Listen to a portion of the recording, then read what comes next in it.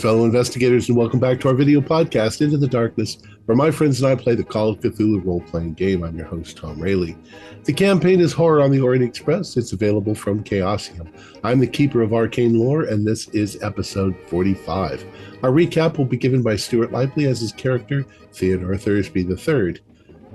So without any further delay, let's continue our journey into the darkness. Stuart? Thanks, Tom. All right, notes from my journal. Around 3:30 p.m., Jasmine, Roland, and Dr. Gabriel, narrator, go to the local newspaper, Cibalis. They acquired an address lead to Vanessa, then to the public archive. At first, they seek out Vanessa. Meanwhile, Gunther, Dr. Dorian, and I, we go seeking out Jasmine's father, who apparently went hunting. We end up finding him dead, an apparent suicide, but it looks as if his body was moved. We noted he had black grease on his hands, cement powder on his clothes. The local police don't seem to care about the body much at all. Meanwhile, Jasmine, Roland, Gabriel, try Vanessa's address. She's not there, but someone broke in earlier. They go in to investigate, discovered old splattered blood and human teeth. They found a note mentioning he knows, signed L. Maybe Lazar's initial? We all gather back at the lodge around 6:30 p.m. Have dinner, comparing notes and such. During dinner, there's sounds of a tremendous gun battle out in the distance. Apparently, the authorities started coming down hard on the rebels. Later that night, Dr. Dabrowski had a bizarre dream, perhaps dream, it's not really certain, of a dark, hulking figure, then disappeared into the snow. We find that the curfew's lifted from 7 p.m. to 9:30 p.m. The headlines of the local paper include something quite curious, the Kuraviste, monster fabled mentioned in the newspaper, unusual sightings of it recently. Gunther later leads to a hotel, semi-brothel, to investigate. The rest of us surround the place. While Gunther does not find much inside, we do find outside, in the rubbish pile, the bodies of Lazar and most likely of Vanessa. Skin on their face removed. My God, it's happening all over again. Now, where might that wicked blade be? Somewhere in the cement factory? Excellent.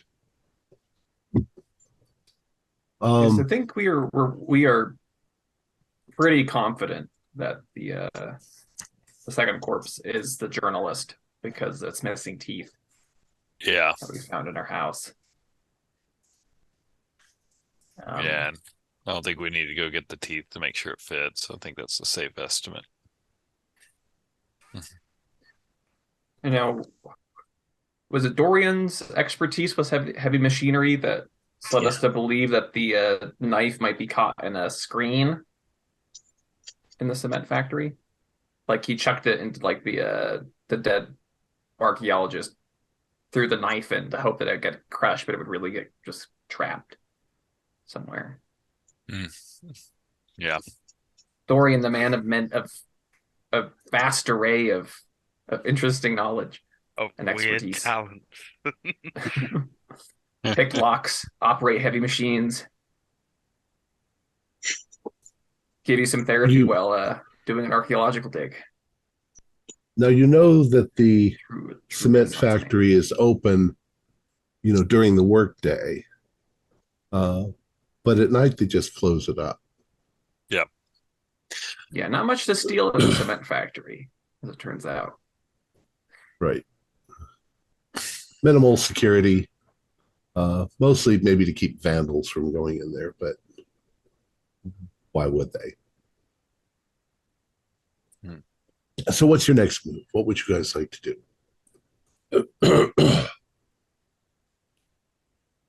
Well, yeah, I think that getting into the cement factories idea I got. I mean, it's obvious that Jasmine, your father, went there. Um, and all other leads have led to flayed faces. So Now, The one he thing we had could go ahead. he had on his body, he had the powder indicating a cement factory, but on his hands he had that black greasy substance. Dorian, does that machine you were speaking of have a lot of greasy gears and such that he might get that from? I'm trying to think. That might be another key clue as to where in the cement factory he was. Possibly. You can.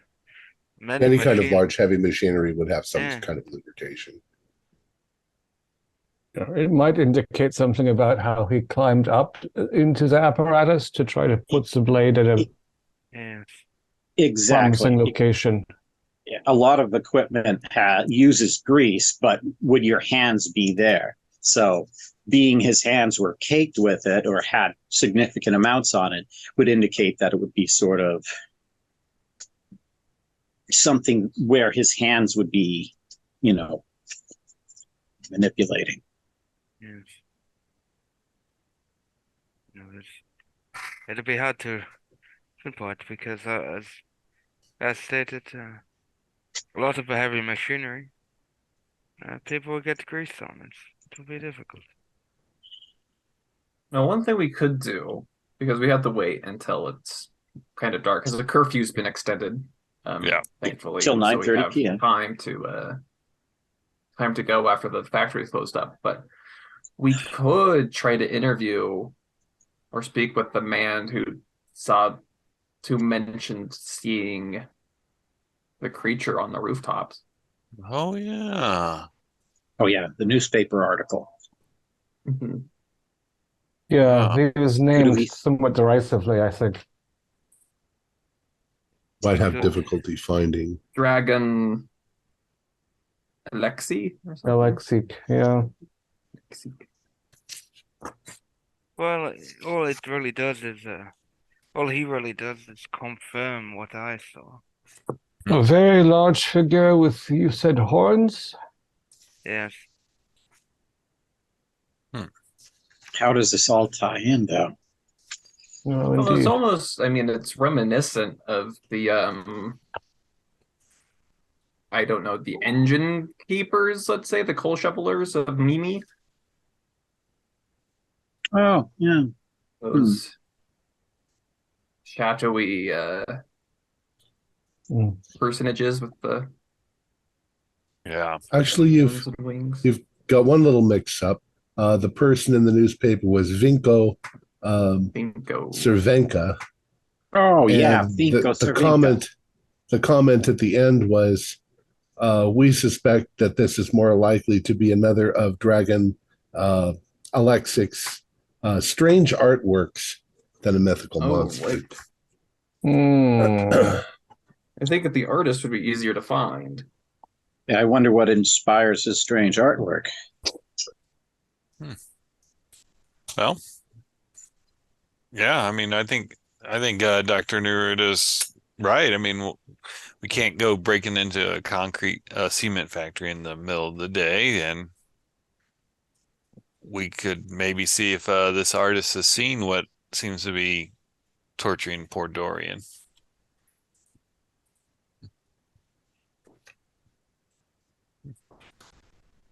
Well, let's go find a phone book. Yeah, he might even have evening hours in some gallery or some such, or he might host a salon if he is artistic sensibility fellow. Also, I imagine we have in our luggage things like electric torches and whatnot, but we should think about equipment for dealing with close observation of a cement factory at night. Yeah, I mean, you've easily got access to torches. Yeah. You probably have them in your luggage. We want to bring our gloves, we want to bring a length of rope. We just want to have a good kit for poking about in there.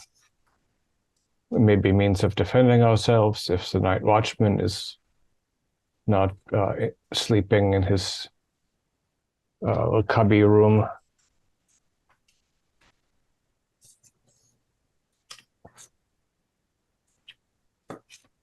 All right. Okay. So is that what you're going to do? Indubitably. Yep. Right. All right. So you've got your stuff together. Well, I'm sorry. What was your first destination? We're gonna find a phone directory and see if we can find if that artist has a gallery or some way that we could get a hold of him. Okay.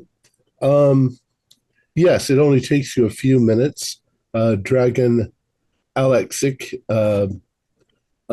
he is apparently a surrealist artist, and he has exhibited in Vincovci since 1922. He does have a studio in the town. Okay. Excellent. I imagine a fellow, from what I've heard of these surrealists, he probably keeps late hours as a somewhat debauched lifestyle.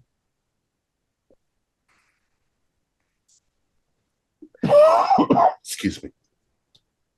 All right. Let's go by. So you drive over to the area, and there is a small gallery, and there is a building attached to it, which is a residence.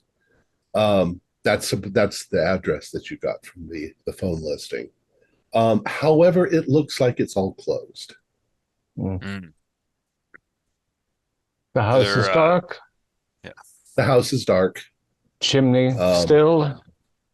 It looks like there's a place for a car, but there is not a car. The chimney is not smoking. But you can see through the window into the gallery. Yeah. And I assume there's not hours posted and we're just at a bad time or anything. Probably by appointment, maybe. There is a sign in the door that says by appointment only. Yeah. But you can see through the window some of his artwork. It's pretty odd. It looks to you like there are a lot of studies of anatomy, similar to stuff like you'd see in Gray's Anatomy, except that they're done in a rather surreal landscapes. They're bizarre, dark, stormy skies, and large, overgrown trees with what look like flayed bodies hanging from them. It's definitely disturbing to you, especially because of some of the things you were involved with. Yeah, this sounds actually correlated with some of what we've experienced. This seems like he might be closer to this than what initially seemed so. And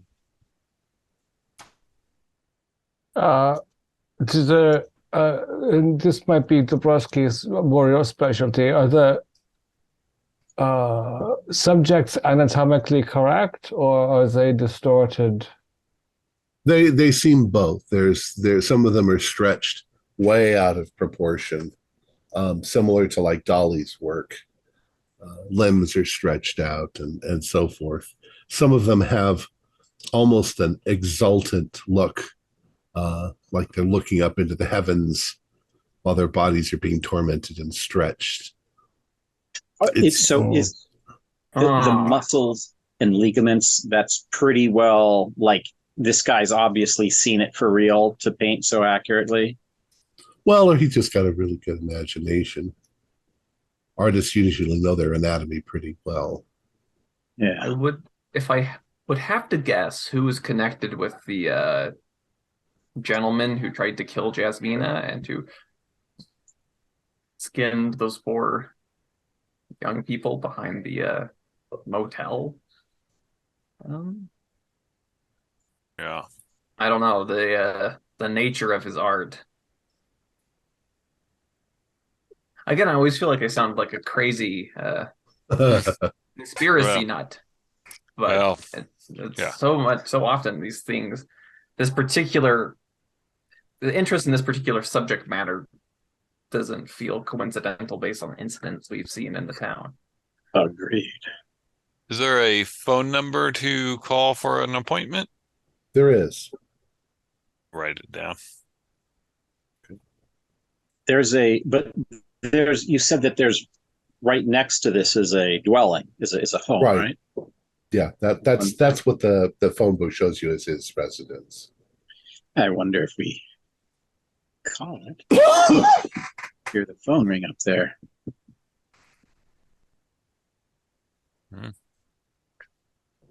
Did they have public phones back then? Like pay phones? Yeah, maybe. We'll say they did. Okay. Somebody will definitely correct us on the episode if we we'll make a phone call. Let's go give it a ring. Yeah. So if you wanted to, I'll go dial the number. Oh yeah. Oh, thank you. I don't have a problem. You dial the number, and as soon as you sort of hear the like this, the rest of you can faintly hear a phone ringing inside the house.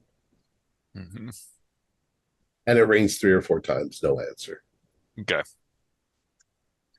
And hang back up, check to see if I got my lek or whatever the coin was back out of the thing. No answer.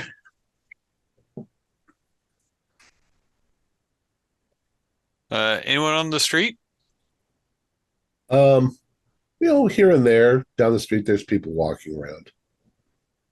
It's in the city, so it's Does have a is it like in between two buildings, or is there like a walkway that you can go down the side of it and maybe see if there's a back? It's like in a sort of a downtown sort of feel. So there are other shops and there are other things around. So it's a shop then with a residence next to it. And then other shops. Shops. I get the feeling if I broke the window, someone would notice quickly. What time is it right now? We'll say that it's I don't know, 4:00 in the afternoon. Okay, so just trying to size up. Maybe he just stepped out for a bite to eat or something. We could wait. I mean, we don't have to break in. We don't have to always go to breaking in. What? We never always. We never go to break in. It just happens. I'm gonna go to the neighbor shop. Okay. If they're open, and is Jasmine with us? So we have someone that speaks the language. Sure. Yeah. So I'll go over there and I'll go in. And I'm not even going to pretend I'm browsing. I'm just going to go in and go, I was wanting to get an appointment with the artist next door. Have you seen him, or is he out of town? Dragon is out of town. He's in Zagreb right now. Oh, he's in Zagreb? He should be back in a couple of days. Oh, okay. Oh, dang it. I thought it'd be my lucky chance, with the staying overnight with the tracks being broken, that maybe I could get a chance, but ill fortune, ill luck. Yep, sorry I couldn't help you. Yeah, that's okay. So I would like you all to do spot hidden rolls.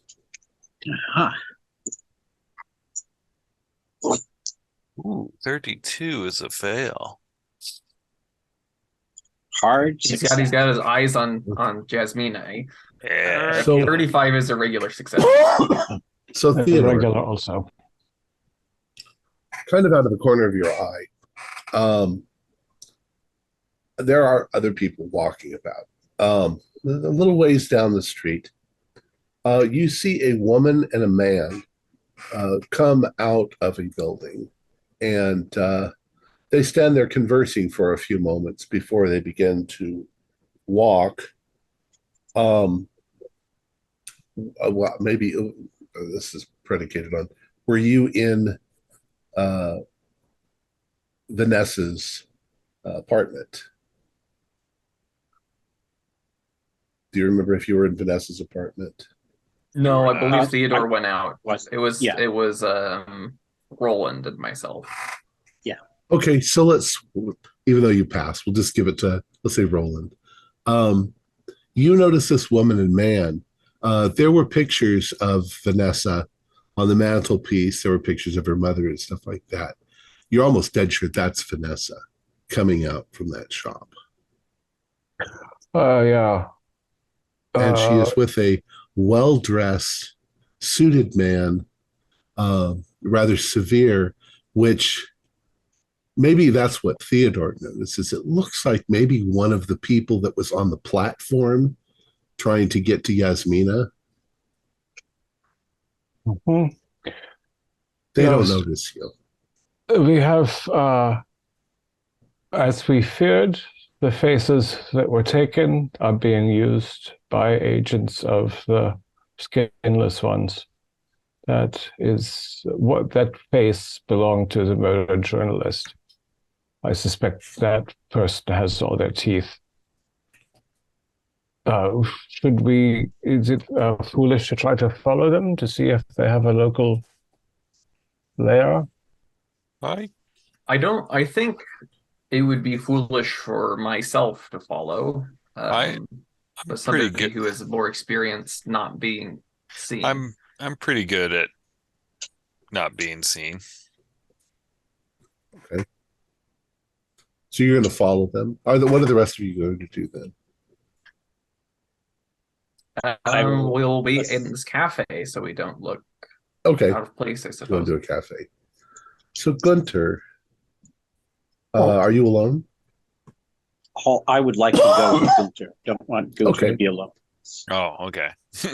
If that's what you should, is that okay? I don't want to crowd you out. Yeah. Maybe be hang back. It's easier Yeah. for one person to hide than two. Yeah, exactly. I'll Well, tail you. you find too that you can sort of pretend to be looking in shops Mm-hmm. through the window. They haven't noticed you, and they seem to be walking now in the opposite direction. So it's fairly easy to follow them. You just look Okay. like people on the street. Mm-hmm. They go down the street, they make a turn.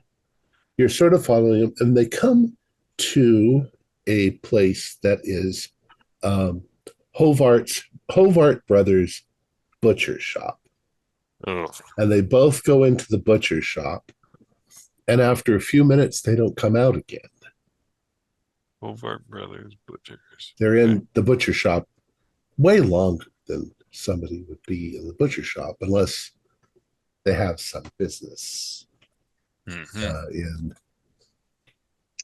How big is the butcher shop? Is it like a big store, or is it like a little one you can kind of poke your head around back to see if they're out back?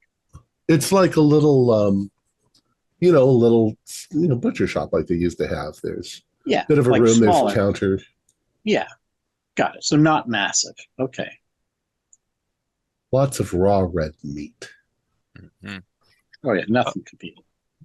Well, as I kind of walking toward it, I'll kind of look in, and in the shop, I assume there's like a butcher there that's going to sell meat to people and everything. It looks like a normal store. Are you going to go in, or are you just going to walk by the door? Well, when I first glance, if it kind of looks like a normal store, I'll go in. If it looks like, hey, these guys are whispering to each other, I'm not going to open the door. So there's a large window in the front, and you can see that there are animal carcasses hanging, butchered meat, sausages, chickens, geese, things like that. There is a definite smell of meat in the room. There's a big glass counter, of course, with all kinds of meat in it like this. And when you glance through the window, you don't see the lady or the man in there. Okay. But it looks like it's functioning as an actual butcher shop. There is a guy behind the counter chopping meat, dressed in, white with red stains of animal juices on his clothes. Mm-hmm. Did you want to go in? Yeah, I'll go in. I'll make sure Theodore sees me go in. Oh yeah. Okay. So the man behind the counter brings that knife down, whoom, like this. He looks up at you and he says, "Can I help you?" He says it in.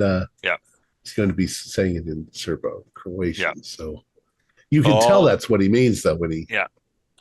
So as I'm kind of looking around, I'm looking to see if there's an obvious door to steps or anything. And then I'll say in German, "South." So I'm looking for like some that meat South. Okay. There is definitely back rooms. There's ways into the other parts of the building. He actually does speak German.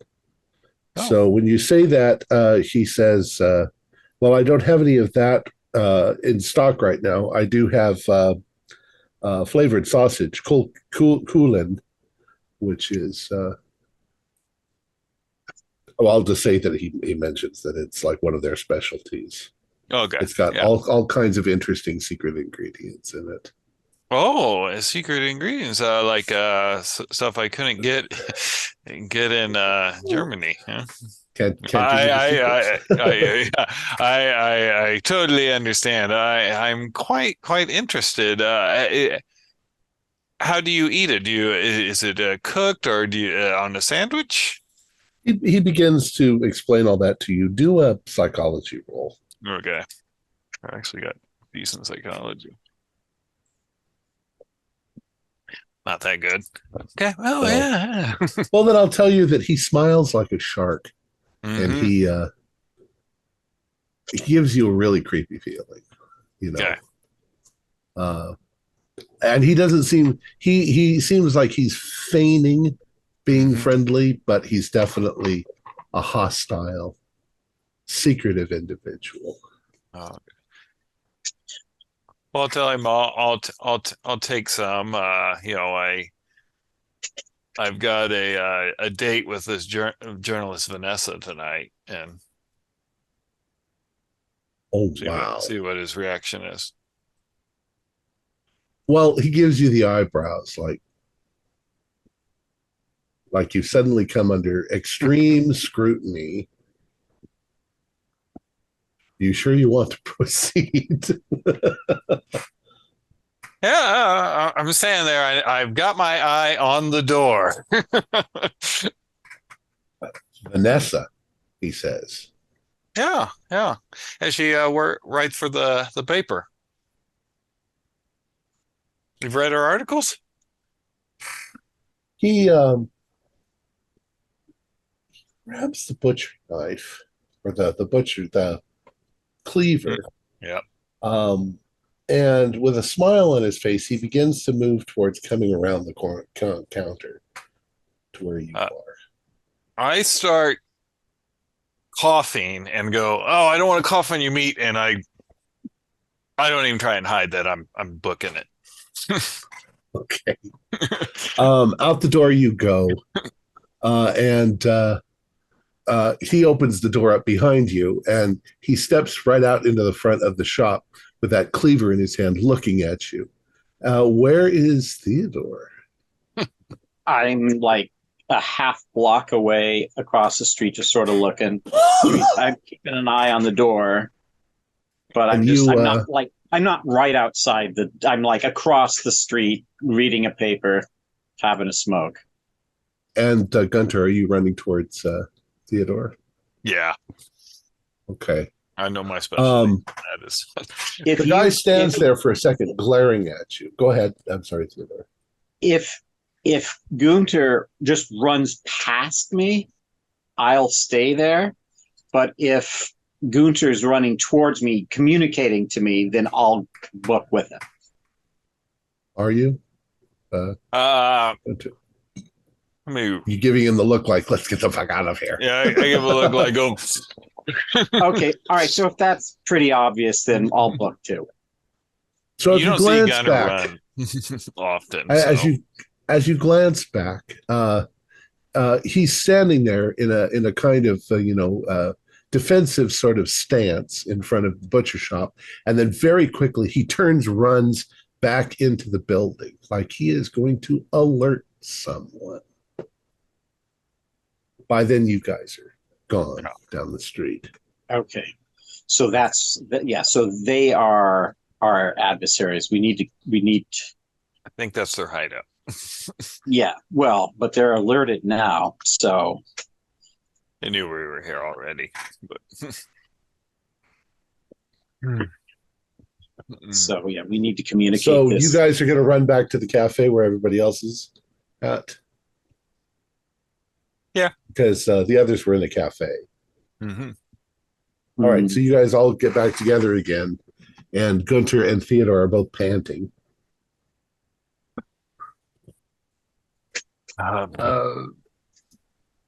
Yeah, that was definitely her face, and I think they own a butcher shop. That's handy for them. They like to have many sharp implements to hand. Is the butcher shop, is it an isolated building, or is it part of a row of shops that are connected? Oh, you did. It's part of a row of shops. It makes it harder for us to set it on fire or also figure out where they have tunnels and secret rooms and all these things. Yeah, one basement could lead into the next building's basement and so forth, or even the sewers. Is there any advantage or any need for us to press them there? We don't need anything from them. They don't have, or do they, the blade? I think before we try and search that, we should stick with our original plan, and I'd rather work with a tired watchman than a guy that knows his way around a cleaver. Oh, and also who will recognize you. Mm-hmm. The heavy-set German speaker who came by and prodded the bear with a stick. Mm-hmm. It was informative, certainly, but yes, I'm glad you still have your own ham hocks. Do. Could have lost his ham hocks. So what's your next move? I wonder if we should take Jasmina to the along with this to break and enter, or whether we should try to put her someplace safe while we engage in such skullduggery. I wonder what it's safe. I mean, maybe perhaps it is always best for her to be around 5 bodyguards, even if not all of us are as equipped for combat.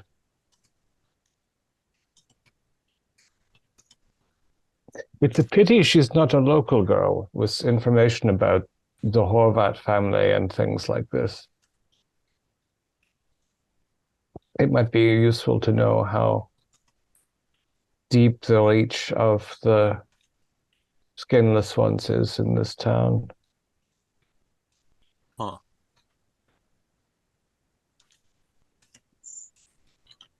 This time of year it should be fairly dark by 7.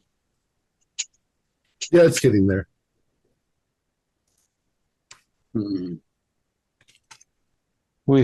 I think it would be best if we could be maintain the rules of the nightly lockdown. We don't want to come back with a magical blade and run into military outposts, making sure that everyone's locked in bed by 9:30.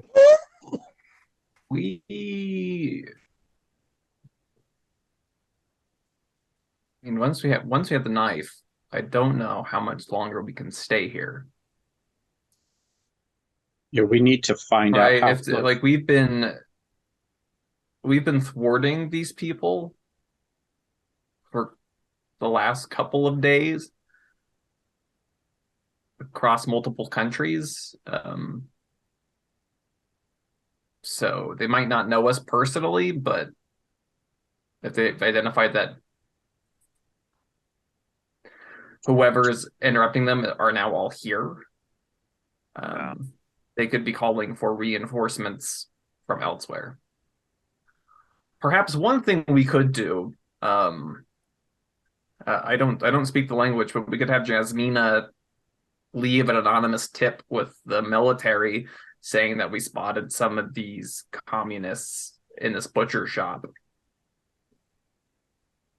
Yeah. Yeah, hidden I'll give them some headquarters. help. Maybe. Yeah, so they tear the place up looking for any hidden compartments or such.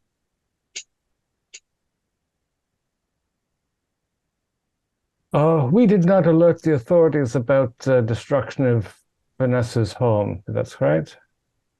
Right. We just skedaddled. I wonder whether the authorities are aware that that's a murder scene.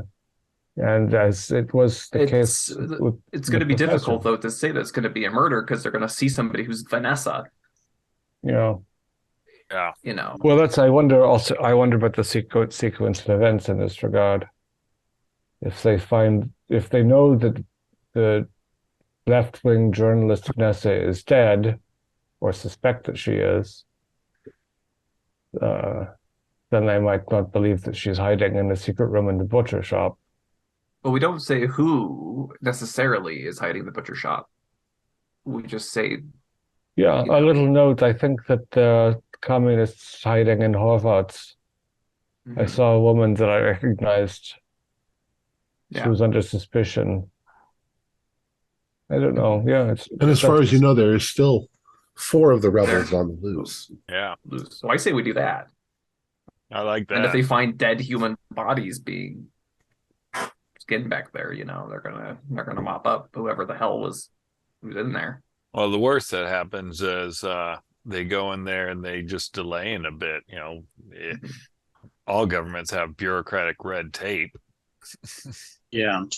So even if it's just taking them into custody and processing them and letting them go, they're still detained while we could find the blade and then hope the train tracks are cleared for us to get going again.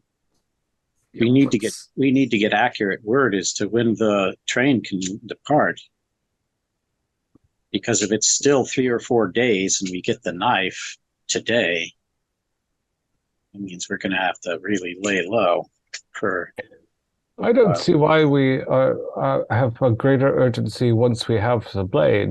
After all, it's a very powerful weapon. If we have to wait 3 or 4 days, I would rather wait with the powerful weapon than without it. I don't know if I agree with the late doctor about destroying it. It may be a key to ridding ourselves of the simulacrum in the end. Well, I was thinking maybe it's the key to destroying that thing. I suspect they are linked in some capacity, yeah. I'm just a little fearful from what we've seen of other past magical sort of weapon items. I think regardless of what we decide to do with the knife, I think getting the military to that butcher shop as soon as possible is a top priority before they can do whatever the hell it is they're going to do. Now that they've seen at least Gunther. That's a call. That's a phone call to authorities. Jasmine, are you up to that? Or at least can translate? Yeah. Yeah, I'm sure that will, if we cause that sort of suspicion, they're all paranoid right now. Mm-hmm. They won't even be thinking clearly. They'll just go in there and raid the place. Yeah, let's do it. Yeah, and if they go in quickly, they might find a human hand sticking out of a meat grinder, and then... Yeah. All right. So, you make that phone call, And Yasmina, she's very intelligent. So she tells them, just I have it on the best authority that the rebels are hiding at such and such a location. Was it the Hovart brothers butcher shop? And then when they start to ask questions, she just hangs up the phone. Mm-hmm. Excellent. All right. Well, hopefully that will at least complicate that so that they're not like coming after you. Yes, yeah. Give them something else to think about. Yeah. Slow them down. Give us a half day. So by now it is getting dark. Yeah, I say we should head over to the cement factory. As you are heading towards the cement factory, you can see a number of cars that are leaving that area. So it's probably people going home. It's locked up for the night. There is a fence around the property, but it's just a regular chain link fence. Nothing substantially, it's not like got barbed wire or anything like it. Oh, okay.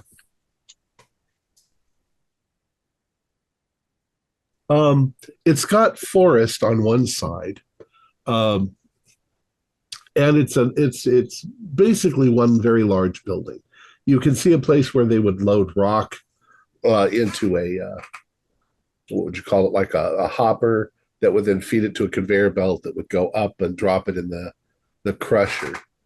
So you guys are going to sneak inside.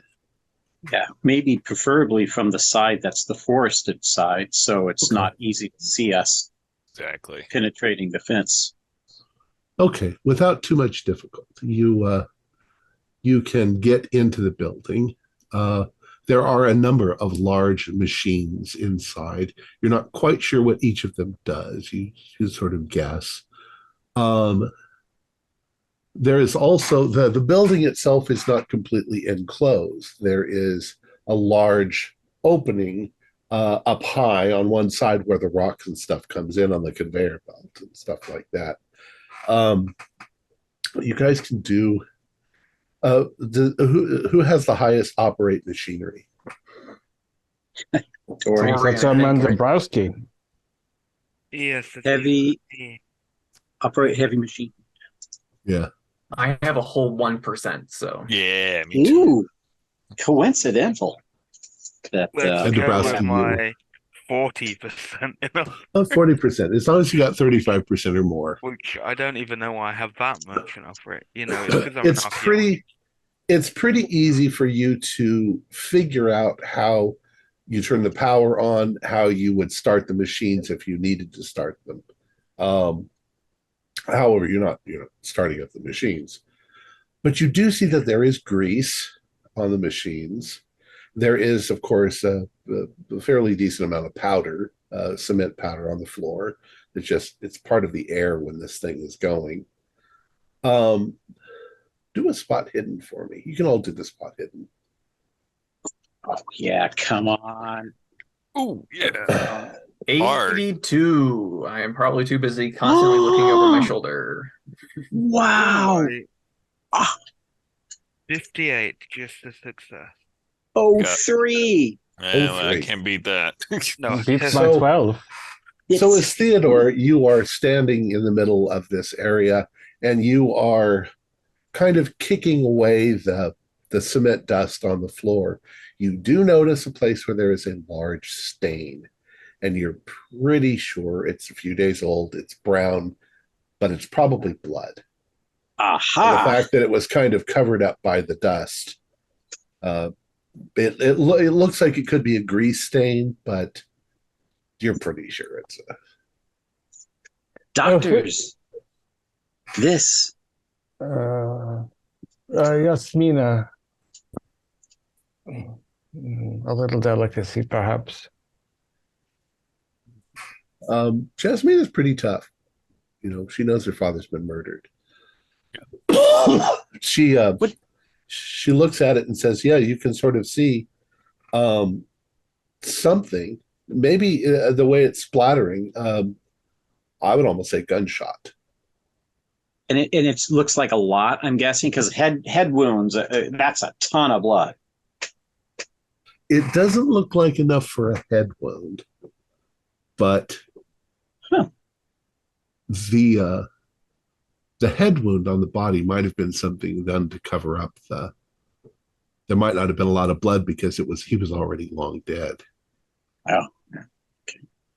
In this case, it looks like a gunshot because there's kind of a conical shape to the splatter. Mm-hmm. If we determined where the night watchman is there a little cabin with a light on somewhere?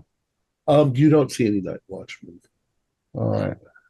So we should be stealthy because they have already committed a murder on this site. Yeah. But maybe, yeah, I mean, normally a place like this, what you're going to steal is a rock. So Dorian looking around and figuring out how the machines sort of work. The rocks would be crushed and then fall into a hopper, and the hopper would shake and it would sort of sift through the rock, and then large pieces of the rock would go back into the conveyor belt and go to get crushed again until they're small enough. But you'll have to kind of climb up, maybe 10 feet up on the side of this machine, which is greasy, to look in the hopper.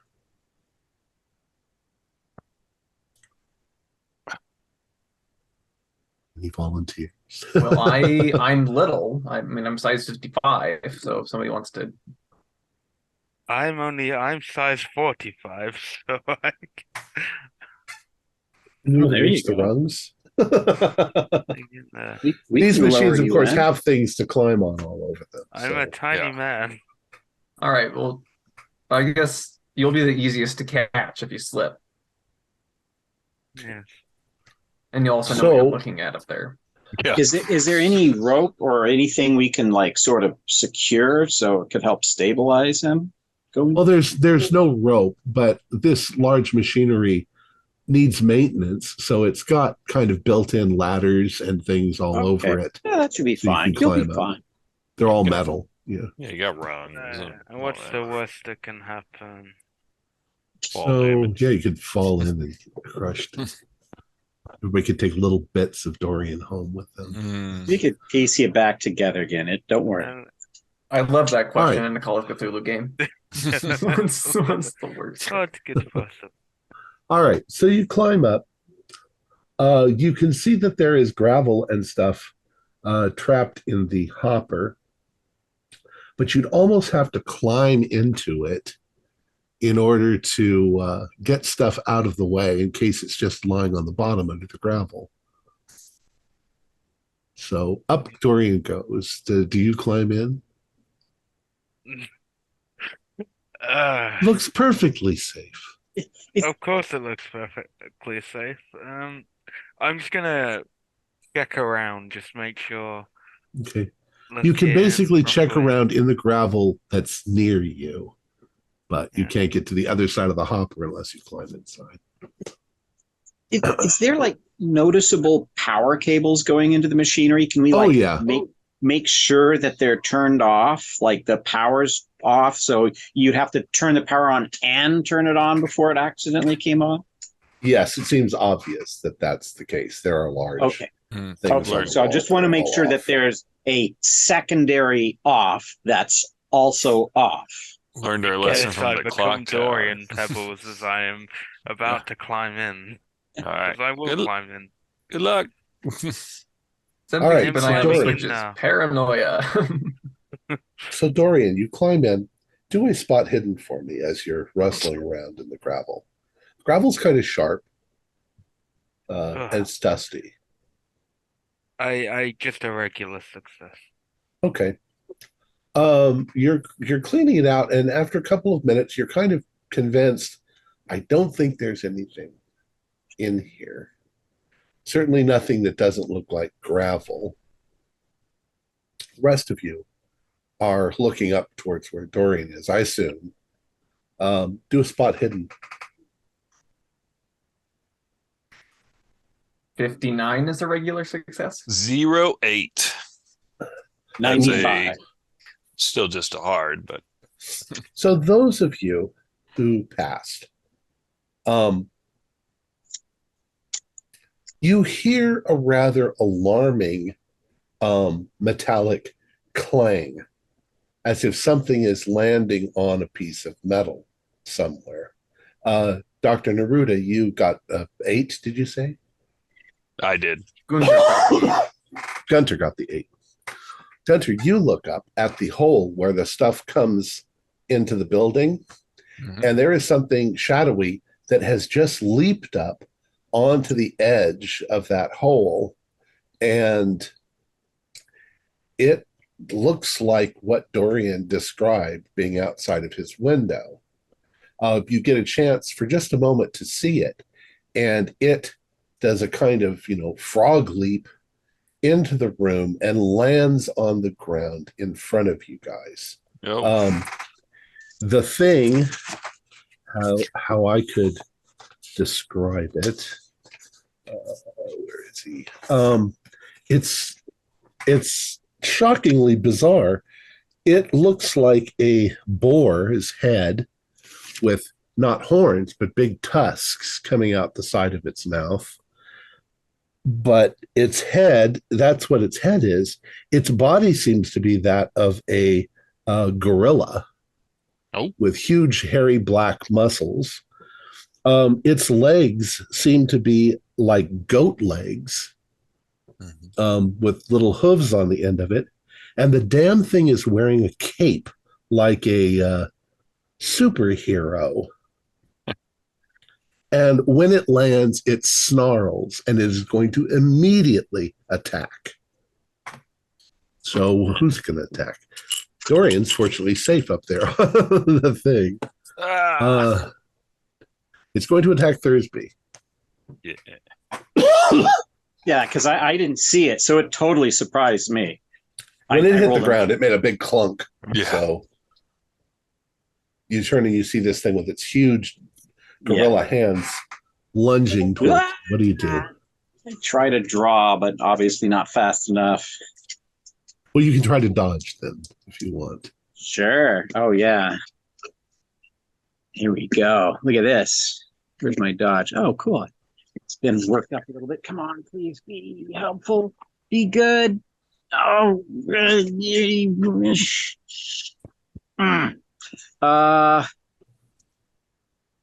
Okay, I'm going to spend luck. I will spend... Oh, does this work in dodging? Can I dodge with luck? Yes. Yeah. You just can't push it. Okay. All right. Yeah. So I successfully dodge with 8 points of luck burned. Ouch. Okay.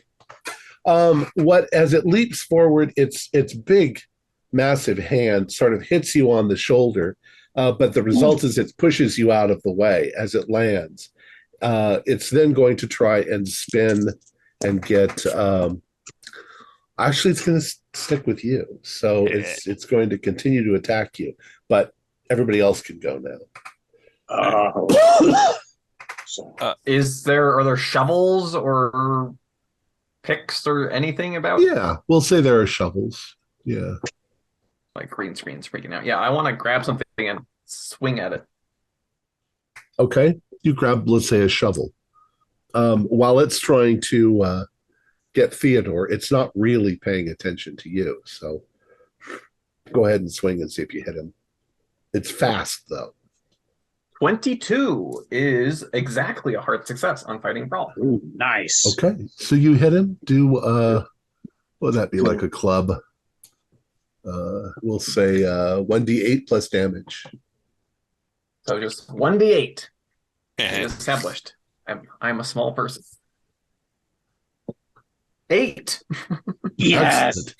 You bring that shovel down on the creature's head, and there is a noticeable clang as you bring it down, and the creature stumbles forward and sort of goes flat on its face next to where Theodore is. But it's immediately, although it's doing the sort of dizziness, it's trying to get back up. Roland, what are you going to do? It seems to me that It'd be very helpful to have a blade that could cut anything when faced with the figure of this strange hybrid creature. But I think first thing being first, I have to get Yasmina out of the immediate danger of this thing. So I'm looking for some part of the metallic structure that is maybe small for a creature of this girth to get inside. And we can push her inside there and reassess. Well, I'm not sure there's anything like that. You mean like a crawl space or something? Yeah. An area under a stairwell or something. Yeah, let's say that she just immediately gets there's like a metallic stairway, and she just gets underneath it, good. so that she's not quite there. Did you want to do anything other than that? That the creature is attacking Theodore. I don't trust my ability to impact the ability of this thing in any meaningful way, unless perhaps we can find the knife. And I'm going to scramble up, maybe up the stairs that Yasmina went under. I'm looking for other places that you might be gathering. Do a luck for me. How is my luck right now? A little better than a coin. Oh, regular luck. There's a fire axe up the stairs on the wall. So you're running for the fire axe. Yeah. Gunter. So what I'm going to do, because I assume it's kind of dark in here and everything. You have your flashlight, so yeah. So what I'm going to do is try and shine my flashlight into its eyes, because in my mind, oh well, if it's dark, you get a bright light shining in your eyes, suddenly you can't see. It's currently face down, trying to get up because it got clobbered on the top of the head. Oh well, if he's face down, then I'm going to swing my flashlight and try and hit it in the back of the head. Okay. Why don't you try to do that? We'll call that a club once again. That is a regular. So one, I don't think that's going to do 1d8. We'll say 1d6 plus your damage bonus. So it's a metal. 4. Okay, you hit it really hard, and once again, it sort of goes down onto the ground. Dorian, you are right up above all of this going on. What do you want to do? Hide in the hopper? No, not hide in the hopper. I do own a revolver, you see. I do have one. Just, you know, I'm not as open about it as Theodore. I try to, don't always have it. I'm not the best shot in the world.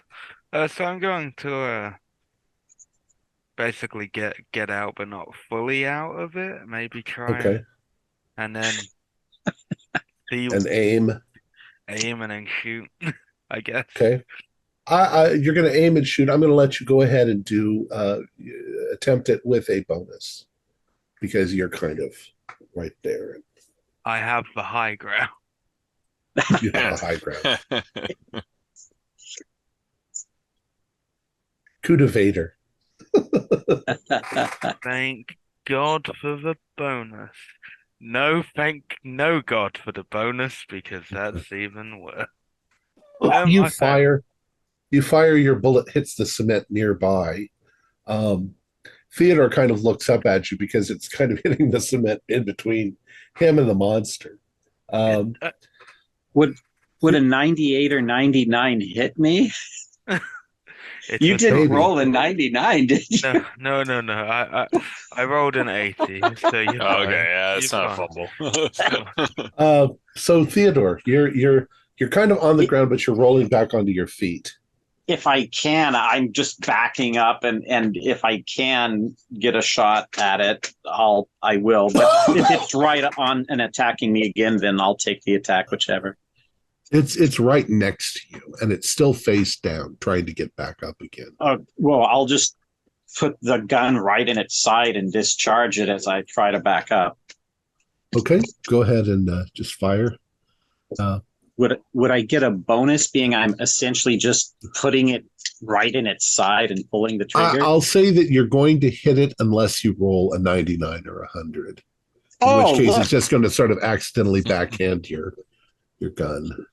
Could possibly happen. Oh, hey, look, it's actually a decent shot. It's 15, which is an extreme. All right, so boom. Do your damage. What is it for? It is D10 2. Oh, that's it. 7. Oh, well. 7 points. Kapowsy. Okay, you hit it and blood splatters across the room.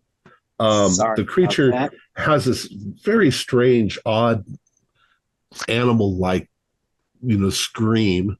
Doesn't sound like any particular animal. It sounds like maybe multiple animals at the same time. But it rolls over, and the really totally disconcerting part is that it's wearing a stupid cape. So it's rolling over on this cape. It's rolled over onto its back. It's clawing at the air, and if an animal can look pathetic, it looks pathetic.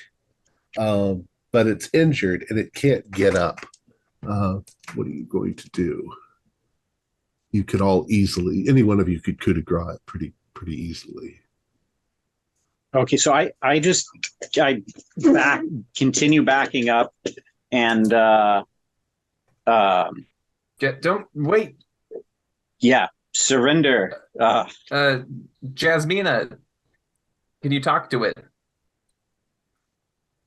She tries saying something, but the creature doesn't seem to comprehend. And then it's trying to get back on its feet to continue its attack. I'm gonna grab its cape.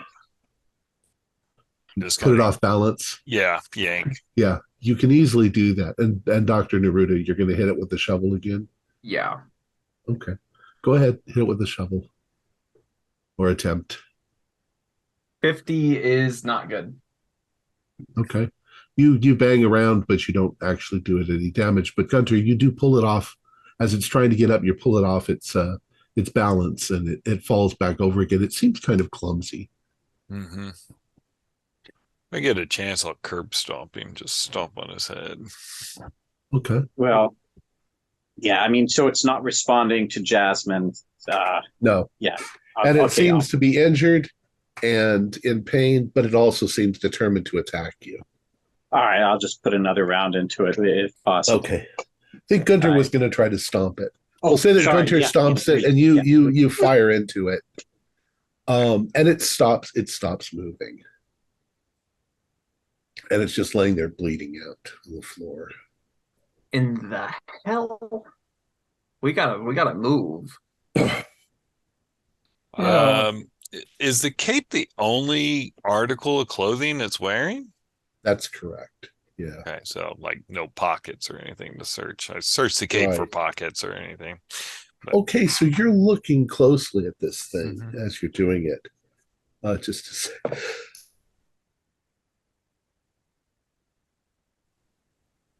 I have COVID.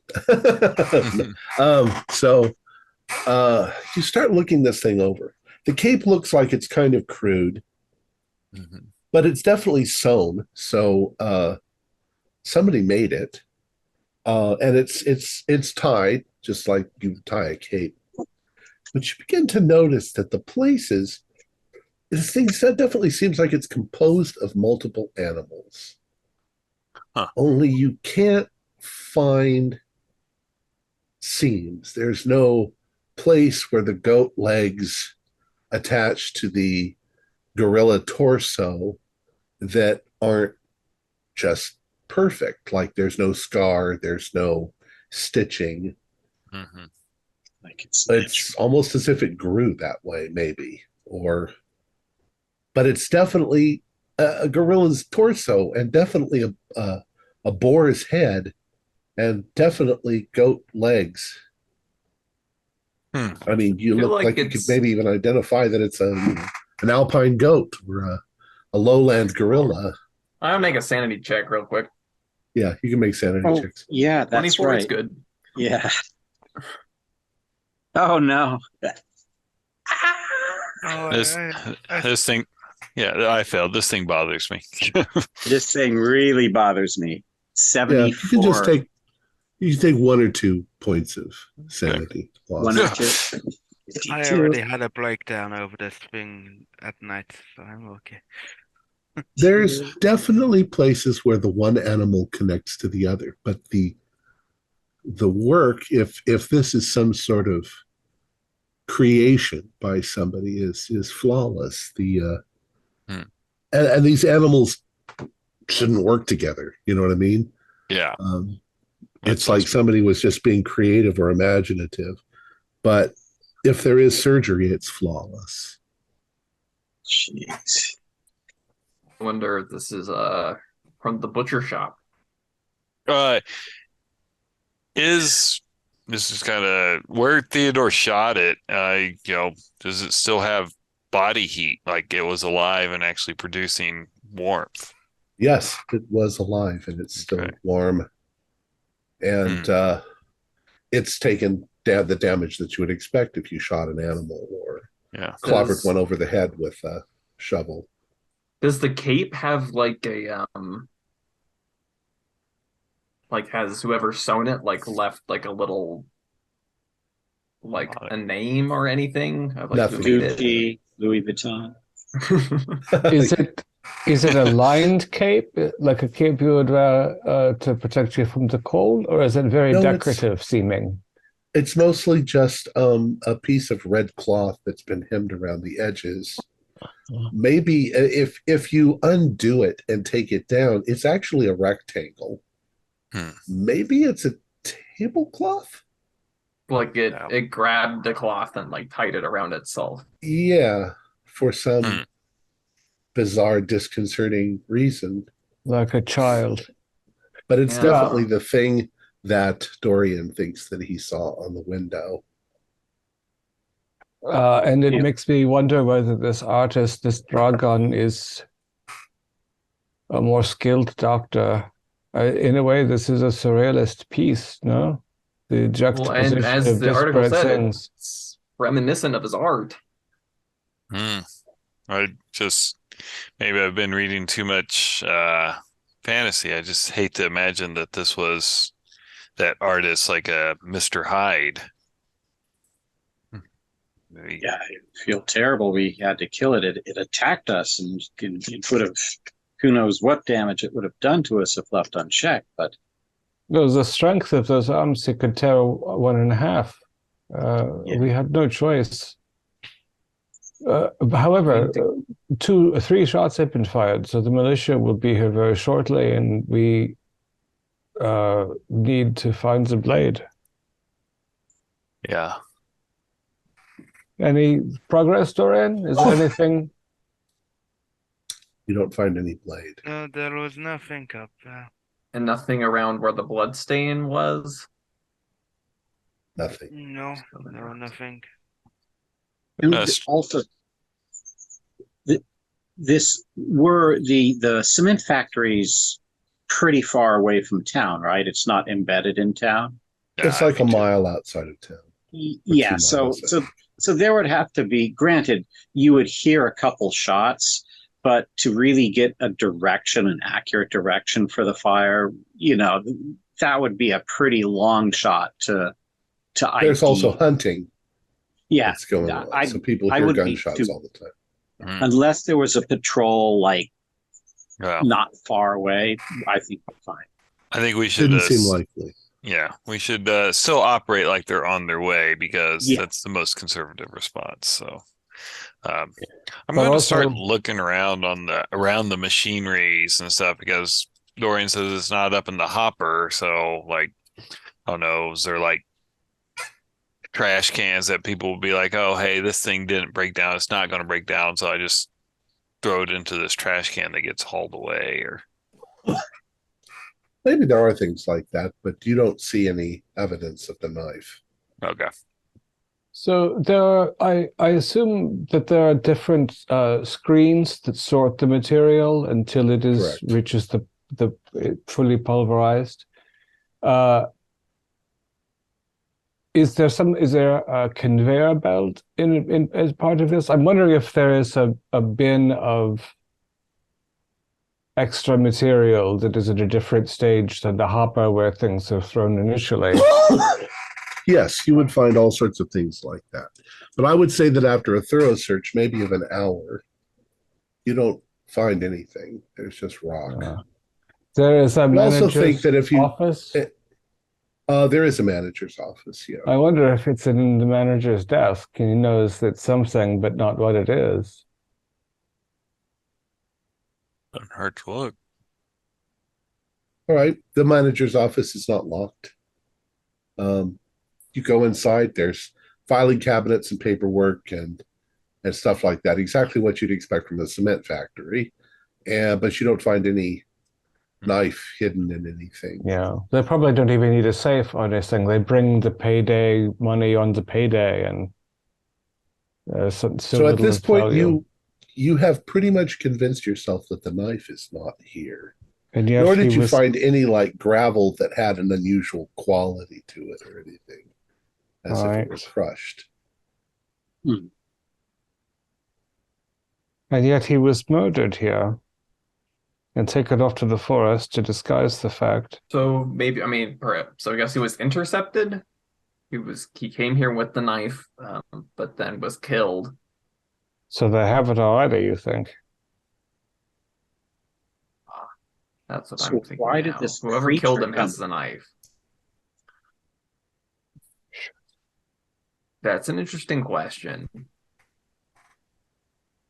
I mean, I guess it was fascinated in the sense of Dorian, right? Like, but why that is, I don't know.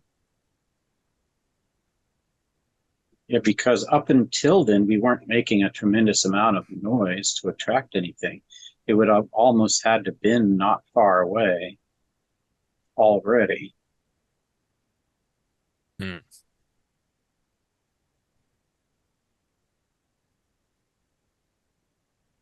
What's with the cape? Yeah, cape's weird.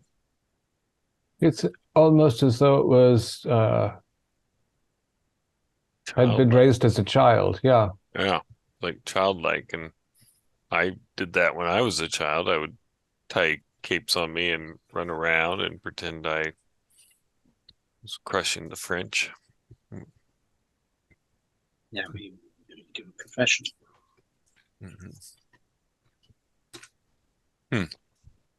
You see how I handled that, Jasmine? Pretty good fighter, though. Yes. What do you think the thing is? I think it's some experiment of sorts. Oh, project. Yeah, with the twisted magic that they use to take a face off and then apply it, and then it looks. There has to be some horrific magic involved there. So it almost seems like that's what's going on here, only on a larger scale, not just with a face, but with everything. I'm almost wondering, well, think about it. It's almost, I wonder if the simulacron itself isn't some weird manifestation of body parts being put together. And here we've got actual body parts put together. Well, they seem to be very interested in the mutability of flesh. I think that much is clear. Yeah.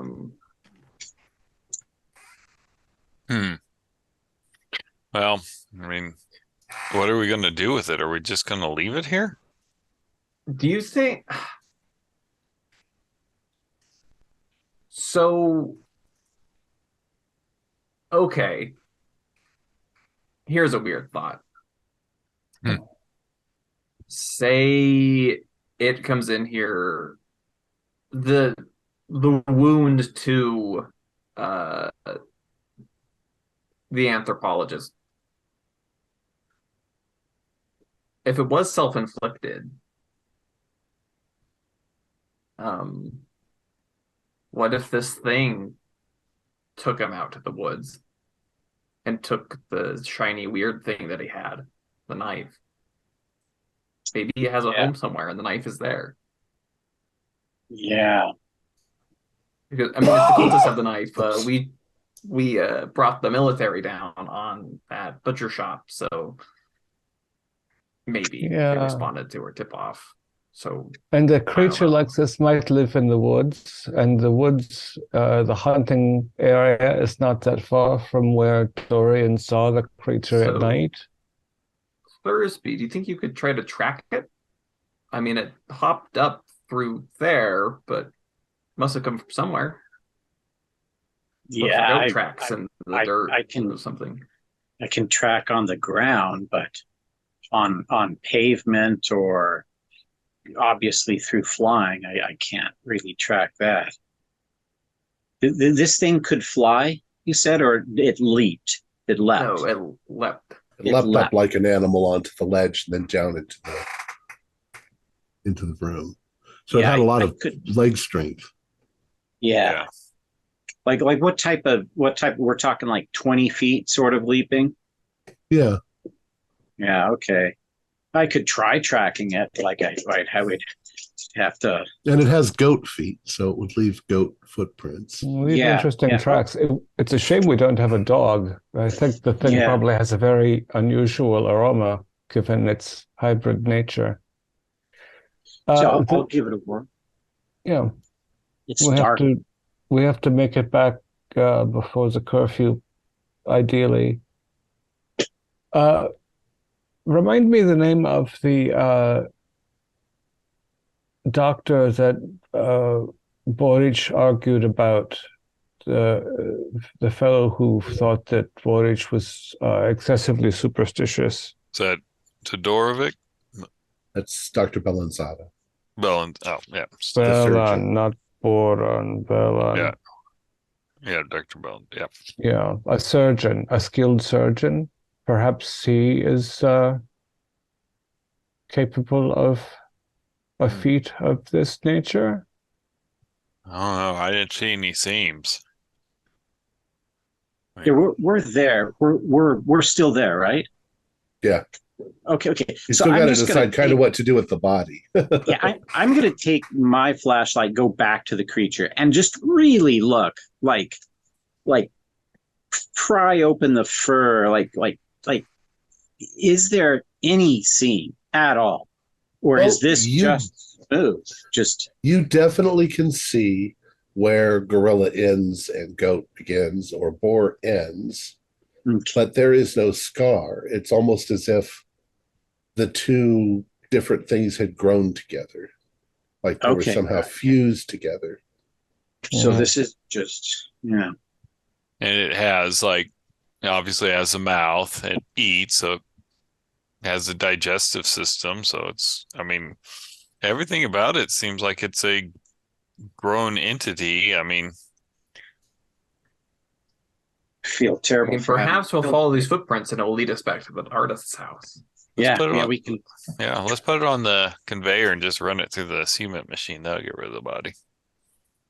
Yeah, but it'll grind and splatter the juices. I think we just take it out in the woods and let it get scavenged by dogs or something. Yeah, I have this fire axe also. We could make it a little easier for creatures of the night to carry off the bits.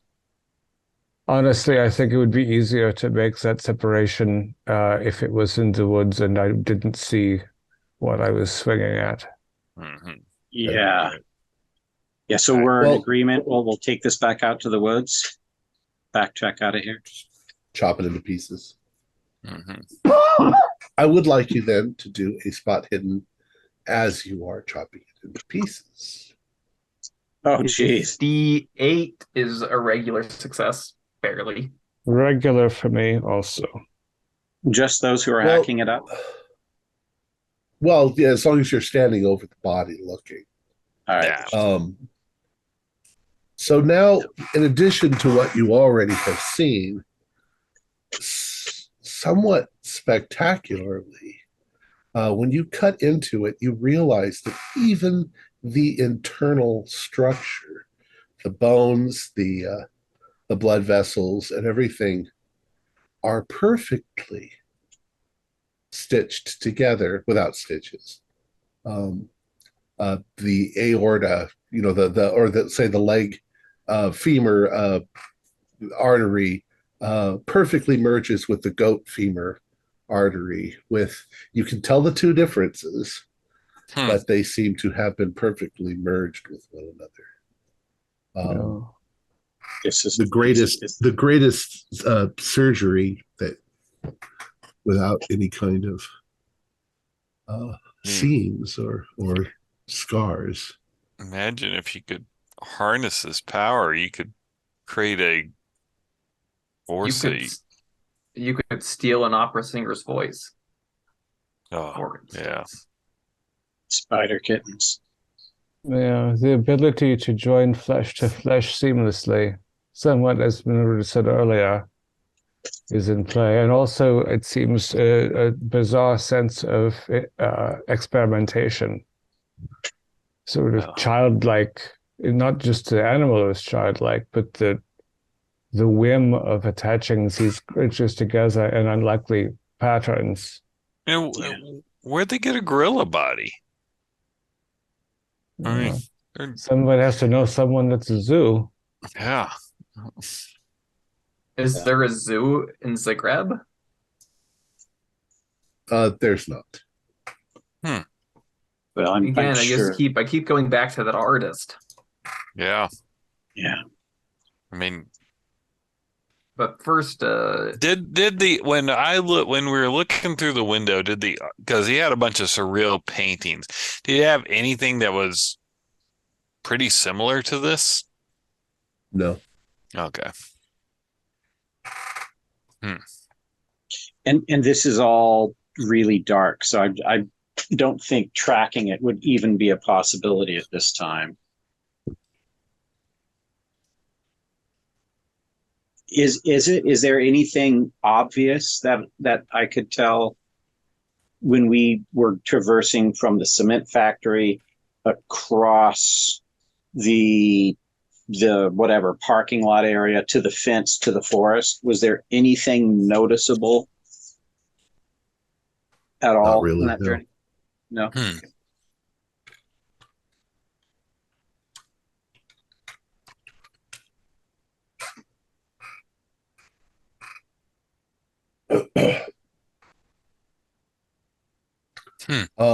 Were you going to try and? Well, you were trying to see if you could track.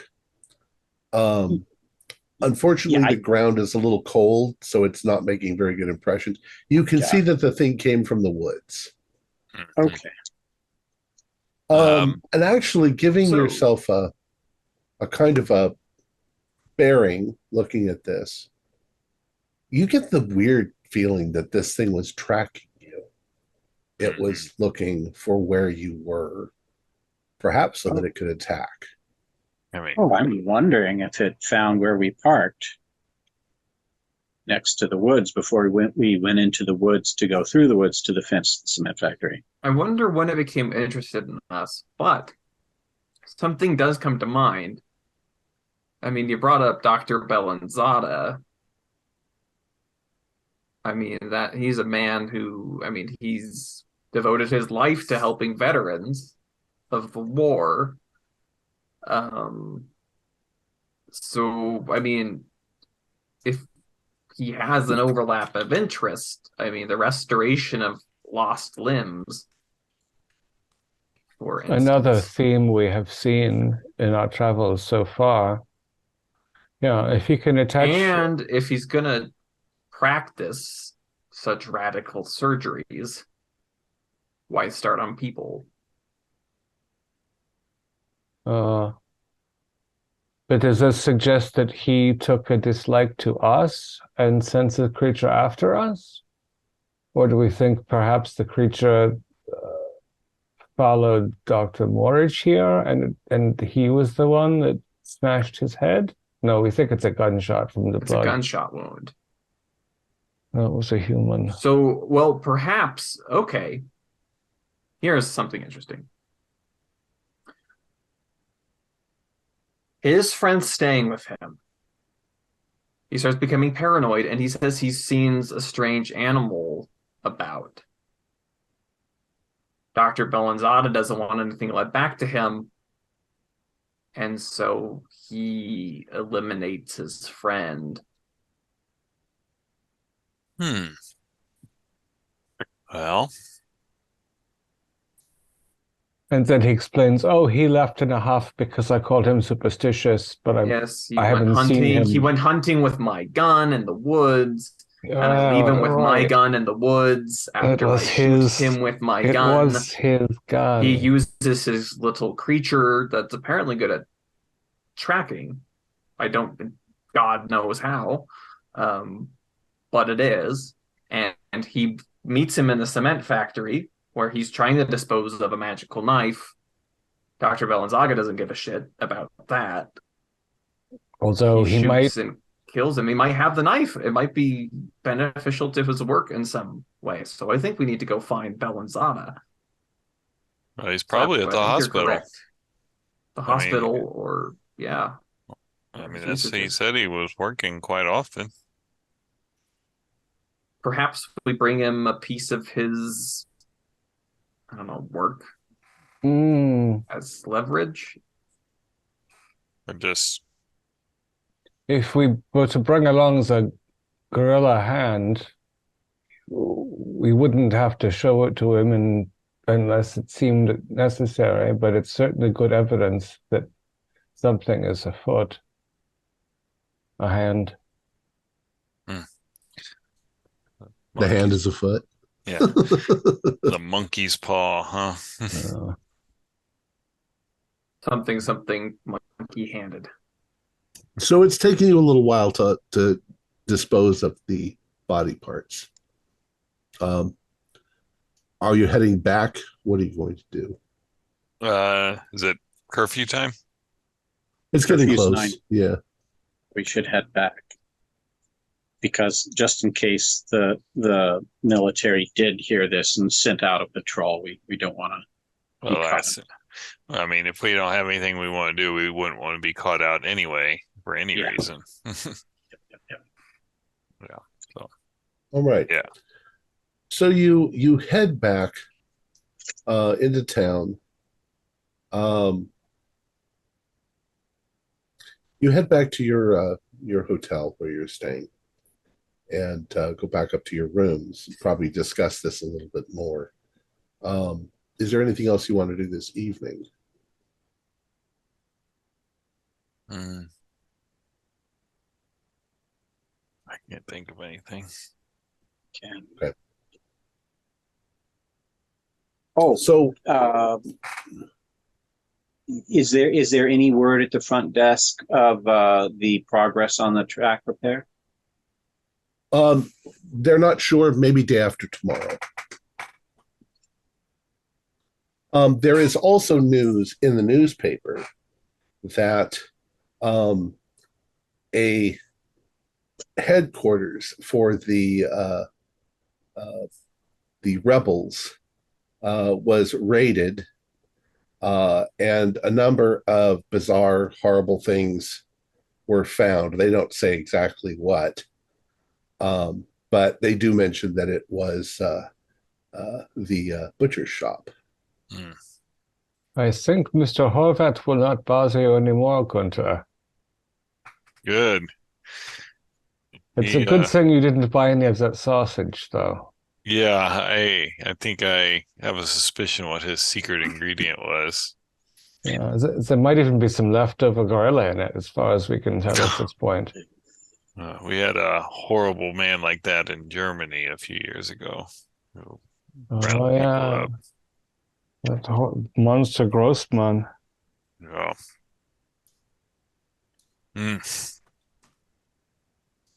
Sneeze.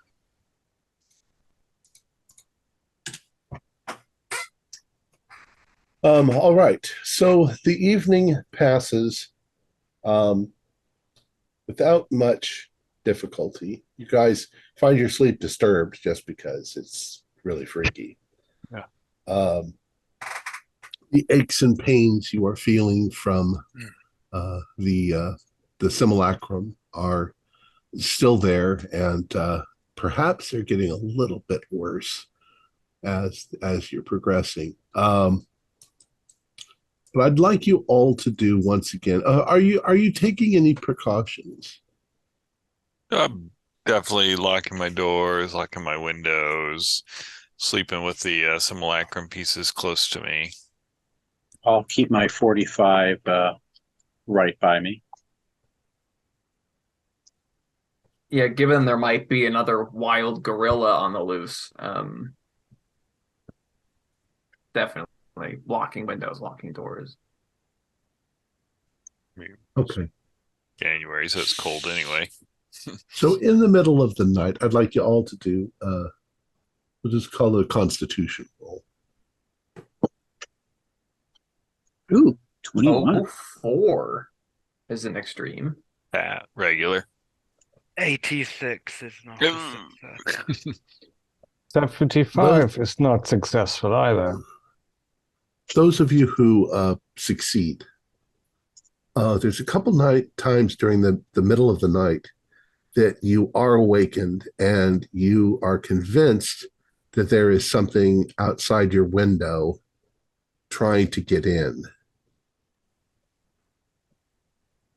Just like it happened to Dorian the other night. Something that's trying to be sneaky. If I like peek through the curtains, is another one of these things.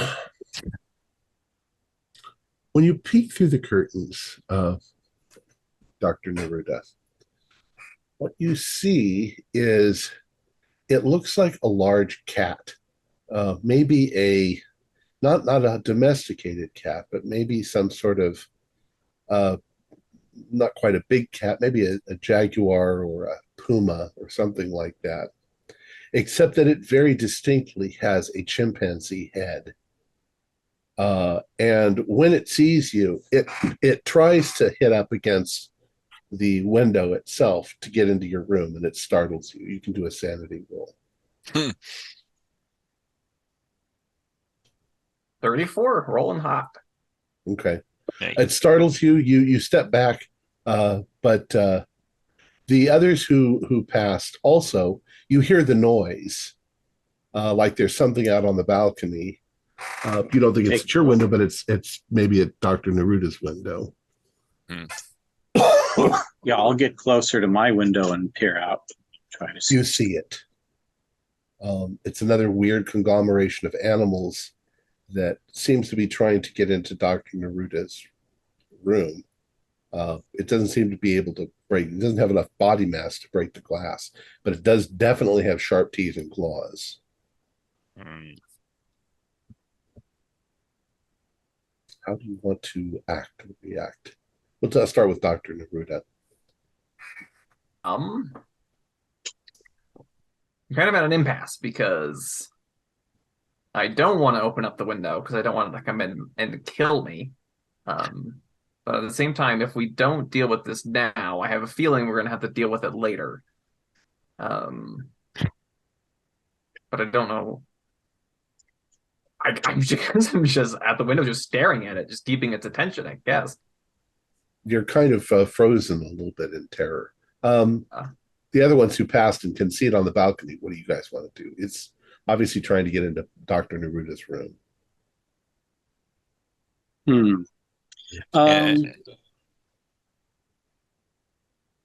So like, is this one of those things where if we open the window, there's like a little balcony walkway, like a porch or something out there? Okay. Right.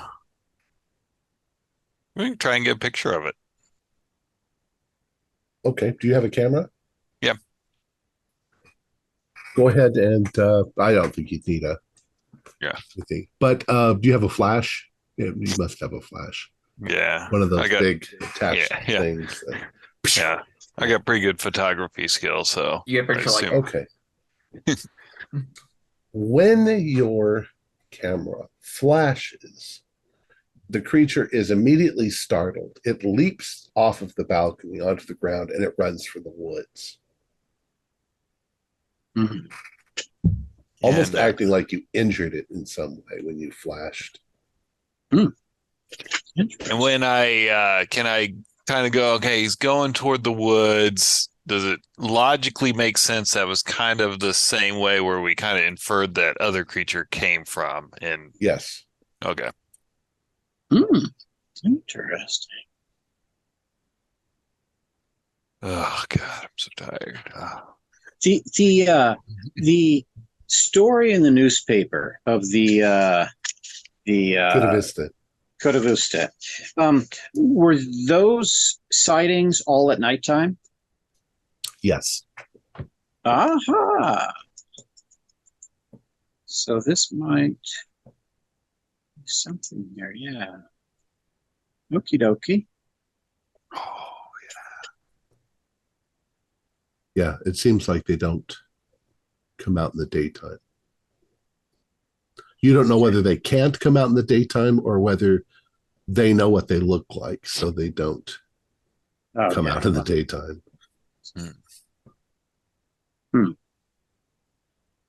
Bizarre. What on You're also earth? not sure whether the thing truly intends you harm or it's reporting to someone. Yeah. This There's didn't one look one. like it could really kill you. It would scratch you up a bit, and Yeah. it'd be fairly easy to kill, probably, but Yeah. Wasn't wearing a cape, was it? it was not. Okay. This was just animal. But once again, multiple animals. Maybe sew up a little cape for it. Go look. Yeah, I should have sent it back with a little cape that Make says, friends. "Leave us the fuck alone." Well, yeah. Well, in any case, nothing else happens that evening, but you are unnerved. Yeah. Yeah. And perhaps you don't get very much sleep. Wasn't sleeping good anyway. But eventually dawn comes. You wake up. And, you are once again awake. You also find in the morning paper that they believe that all of the rebels have been captured and that curfew is lifted. That should make the work on the train faster also. They won't have any diverted energies there. So yeah, the estimate that we will leave tomorrow is probably fairly good, which gives us a narrow window for recovering the blade. We need to find. It's Saturday now, the 27th.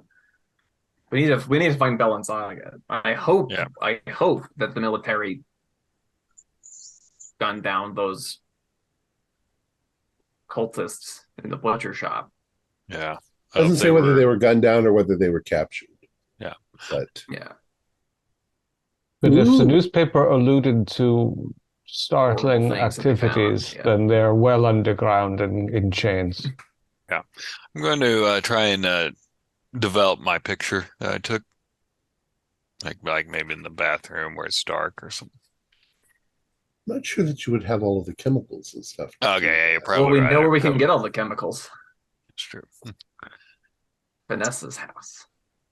Yeah. That's true. Although that's right. Yes. Yeah. What do you think about going to the butcher's shop and seeing what's left behind? That mean, as much as I like that idea, I also wonder if it's under observation. Yeah, it's probably completely closed up. And it's probably a crime scene. The police are trying to figure out what the hell. Yeah. They're just, I mean, I don't think that the military or the police know fully what's going on there. And I mean, I'm not sure how much of whatever was going on there. I think much of it has been taken into evidence or destroyed. The people who were there are in custody or they're dead. I don't think there's anything for us to find there other than drawing military suspicion right. Yeah, down upon us. Right. I think. Yeah. Although I do think that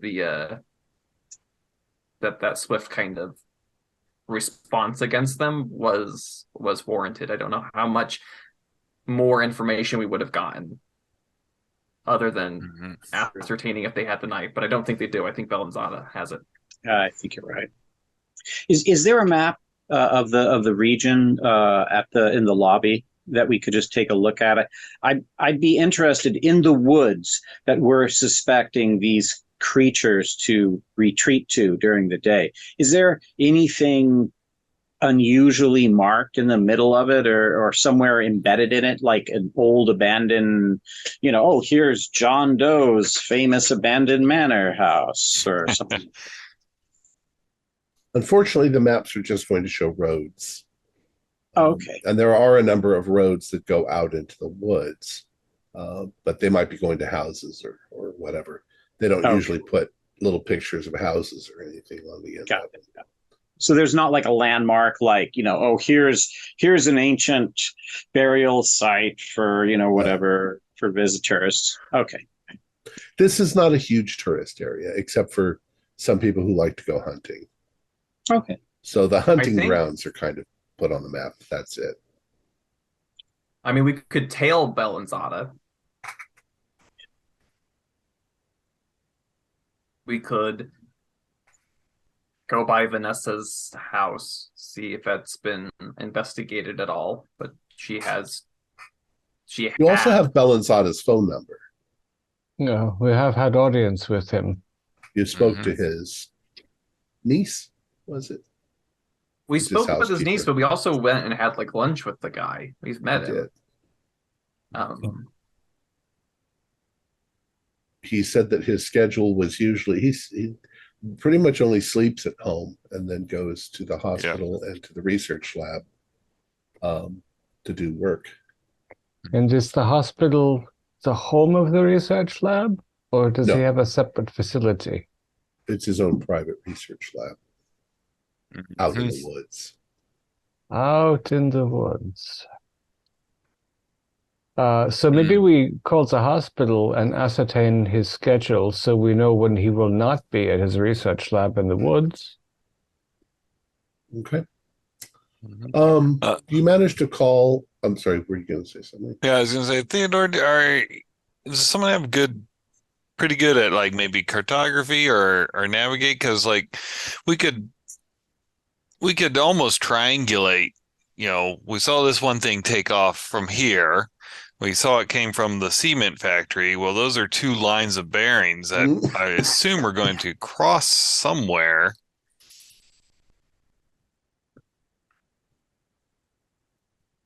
Well, I wonder if we can't just figure out where it is. I mean, I guess he mentioned the research lab. I'll make it kind of easy on you. You call the hospital. Yeah. The hospital says that Dr. Bellanzada hasn't been in now for a couple of days. And that he said that he was working on some research, so he is at his research lab. And I'll just give you, if you call his niece, she confirmed. She says he hasn't even been home. He is at his research lab, and she will give you the road to take. Get out there. But she will warn you, he doesn't like to be disturbed when he's doing his research. No, he doesn't. Yeah. Me neither. All right. So we should probably tell the lodge that we are going hunting and bring some shotguns or things with us. Okay. Oh, yeah. Let's get some grouse. I think it's grouse season. Let's go into the forest with some shotguns. It'll be quicker for the chimpanzee puma. So as you are going on the way out to the research lab, it is in a fairly thicket of woods, but it eventually opens up into a very large clearing, and you can see that there is an entire compound that's there. You see that there are maybe 3 one-story buildings and 1 large 2-story building. The whole thing, however, is surrounded by a 6-foot-high wall with barbed wire all over it and large wooden gates in the front that are closed. From observing outside, can we see any sort of parking lot and get a sense of a number of parked vehicles? You can guess, yeah, because you're kind of, let's say, up a little bit on a hill, so you're looking down at the facility. There is right inside of the gate. There is a driveway, and there are a couple of vehicles that are parked there. And now that you're really looking, you can see that what it looks like is there are at least four buildings. One of them is 2-story. And then there's another thing in the middle that has black smoke coming out of it. So you think that it's maybe a big industrial incinerator for getting rid of stuff. Are the wood... whatever waste it might produce is research, Do you guys have binoculars? I do. Okay. Wait a minute. A spot hidden with a... Wait, I don't know if I would have brought them with me. Actually, no. This is the next day. Going here, yeah, I would have brought them. Okay. Is that okay? Should I roll a luck? Yeah, we're going under the pretenses of going hunting, so obviously wearing binoculars, I think, fits in with. So Theodore, do a spot hidden with a bonus. Oh, thank you. Oh, so there's a 28, and then the 20 gets rolled into a 10. So that's a 18. So I think that's either a hard or an extreme. 1 second. Spot hidden. Okay, so it's a hard. Okay. The first thing you notice is there is somebody walking around inside the compound. They seem to be sort of following a trail around the inside. There are, okay. You could say sidewalks. They're not really sidewalks, but they're walkways and stuff like that. He seems to be walking back and forth like a guard. But looking closer, you realize that one of his arms is strange. And that's when you realize that one of his arms is a chimpanzee arm. Dear God. Right. It's about the same size as his other arm, but it's more muscular. Wow. And I relay this to my compatriots. But it's a person with a chimpanzee arm this time. Yeah. This is like Dr. One of his patients, I guess, who feels a sense of loyalty or is employed. So the fence or the compound's surrounded by a fence with barbed wire top. Does the forest get really close to any of the... on like one or two sides, or no, like on three sides. On three of the sides, the forest comes right up to it. Oh, that's great. So I guess secondly, from our vantage point, is there light? Do we see any like towers or like big lights in any lighting particular up the direction? compound? Is there what I'm looking for? Are there like little holidays and where the light would cover at night? Probably not. I make it sound sort of severe, but it looks like a rather wealthy surgeon has had this constructed out here. It looks quite nice. The grounds are nice, and it looks quite normal, not sinister at all, but it's obviously got some weird stuff going on. And since you're looking through your binoculars, something comes around the corner of one of the buildings, and it's moving towards the man with the chimpanzee arm. It looks like it's a sheep, but there's something wrong where its head should be. And when you focus in, you can see that it has 3 cat heads. Right next to each other on the shoulders of the sheep. Check here. And it goes up to the guy with the chimpanzee, and he pets it like it's a beloved pet. But it's walking around like it's a patrol dog, Oh wow, this is so bizarre. Well, one last question about the compound. Do Are any of the buildings, is there a side where the buildings are much closer to the fence than the others, or is it like really well situated in the middle? I'm just thinking like if we breach the fence, it might be wise to do it from the side that there's the least amount of distance to quickly traverse to get to the building. So the driveway is kind of in the middle to one side, and the walkways go out from that. All four of the larger buildings are maybe 5 to 7 feet from the fence itself. Each one of them is about the same. Oh. Yeah, I was picturing like there would have to be this mad dash across 100 feet to get to the buildings. Oh, that's wonderful. I relate all of this to the entire grid. I mean, I wonder It's if we maybe don't just the whole knock. compound's only about 80 feet across, you know? Okay. So it's not huge. It's not like a big, gigantic hospital. Like if we pretend that we're lost hunters, we knock on the door, ask for directions, and then do a listen. Old chimp man at gunpoint and Yeah. Goes, oh, your sheep. New experience. I got a hard on listen. It takes you a minute to sort of 95. adjust your hearing, those of you who think, but you definitely can hear animals. Mm-hmm.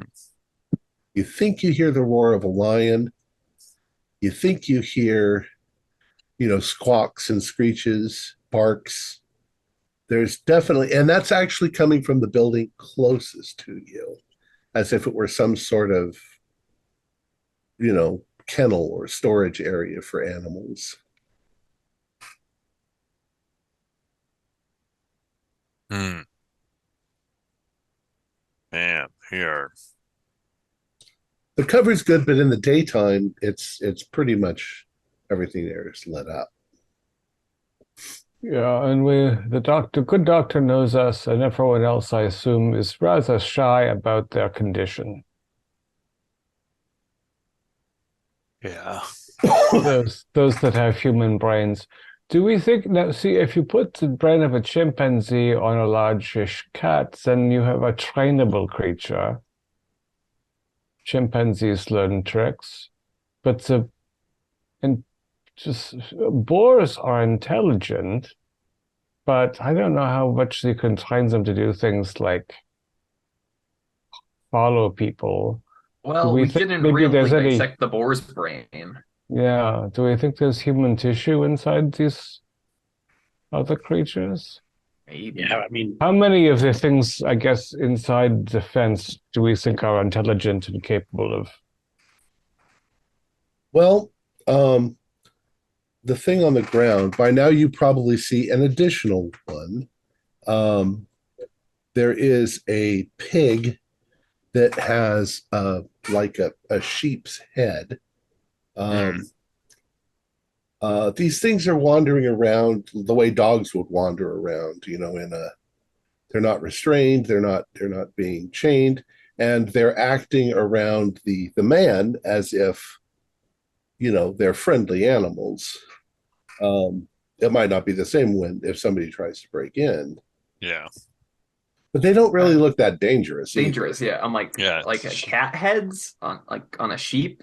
They look like bizarre experiments. Like they're big. And maybe perfecting the art of bizarre mutation.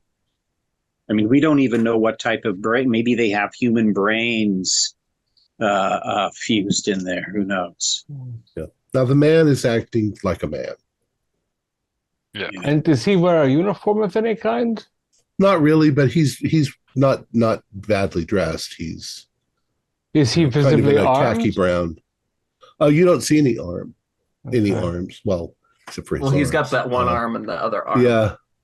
But it does look like that part of this he actually walks towards one of the buildings and goes inside for a minute and then comes back out.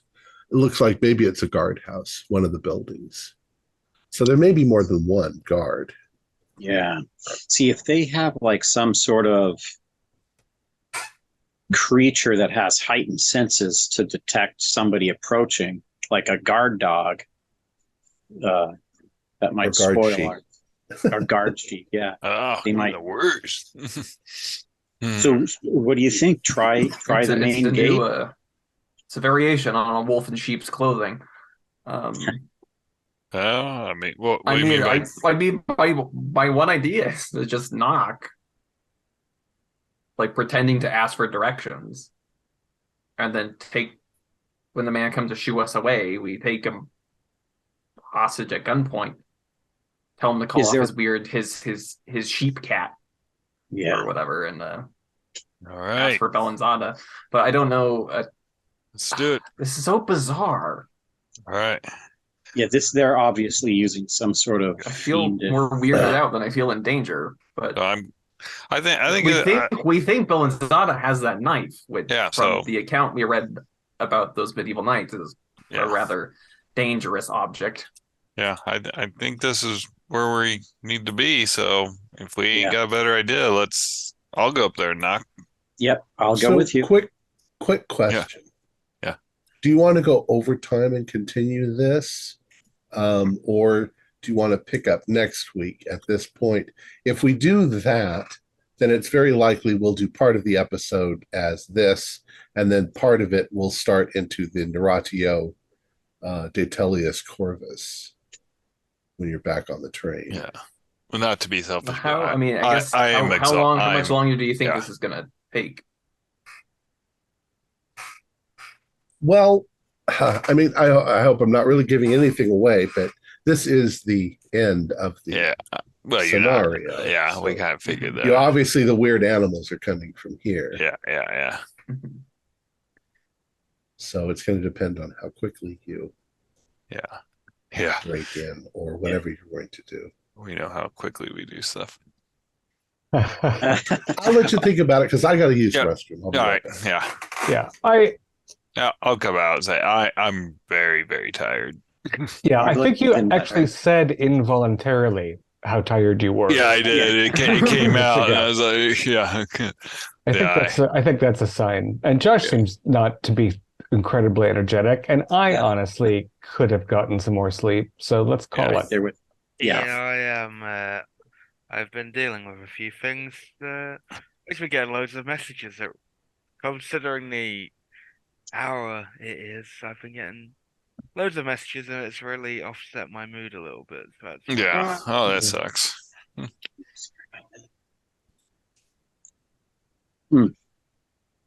Yeah. So Tom, who's game deprived, is obviously looking to bound forward despite his COVID. But I think we should call it. Yeah, I agree. Makes no sense. I was ready to go.